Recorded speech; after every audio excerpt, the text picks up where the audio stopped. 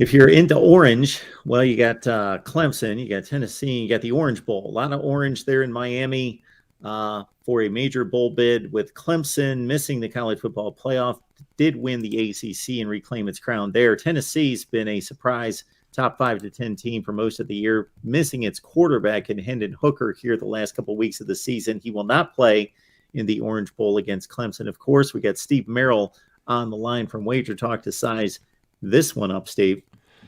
Yeah, and I mean, that's the difference in this line. Obviously, it opened Clemson 4 with the uncertainty, and once it was, definitely certain, it's 6.5, 7 now. We have several weeks until this game is played, by the way, and it is mostly -7s out there. Clemson as a touchdown and extra point favorite, but I do see a few 6.5 still. So I think, Mark, if you like Tennessee, you probably grab the +7. If you like Clemson, I would definitely wait. I do think there'll be more 6.5s out there.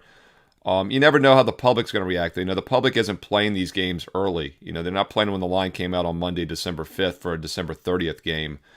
Once they all realize the quarterback's out, maybe that does bump it up to 7 or 7.5. But right now it looks like 6.5, 7 is going to be the range for this game. Two teams that obviously are probably disappointed to be in the Orange Bowl, to say the least. I mean, when the season began, there were 3 heavy favorites: Alabama, Ohio State, and then Georgia actually at 5-1. Alabama and Ohio State were like less 2, 3-1 each. But then Clemson was 11-1. They were the only team that wasn't 20-1 or higher. So they were expected to be that 4th team. Had a chance really late into the season. The South Carolina loss, just like it did the week before for Tennessee, eliminated both of these teams. So the South Carolina Gamecocks are the ones that knocked both these teams out of contention, because I do think they would have passed TCU had they held on and not lost that second game. Obviously, I think they get in over a 1-loss TCU team had they remained a 1-loss squad. So you do worry about motivation.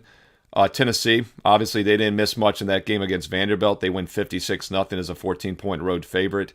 And, the backup quarterback has a lot of time to practice here, a full month. And we've often seen quarterbacks play extremely well in this situation. The key, I think, is to look at the Clemson pass defense. They were pretty good this year. 6.5 yards per pass allowed against teams that average 7.5. So I do think Tennessee will have a little bit of trouble moving the ball, maybe offensively, but it's just so much uncertainty here. And the total's barely moved. It opened 64.5. It's 64. So we've seen some movement on Clemson, obviously, up from 4 to 7, but very little movement on the total. And we'll have to, check some reports. We'll see how much Tennessee talks about the quarterback situation over the next few weeks, and if they sound positive and upbeat.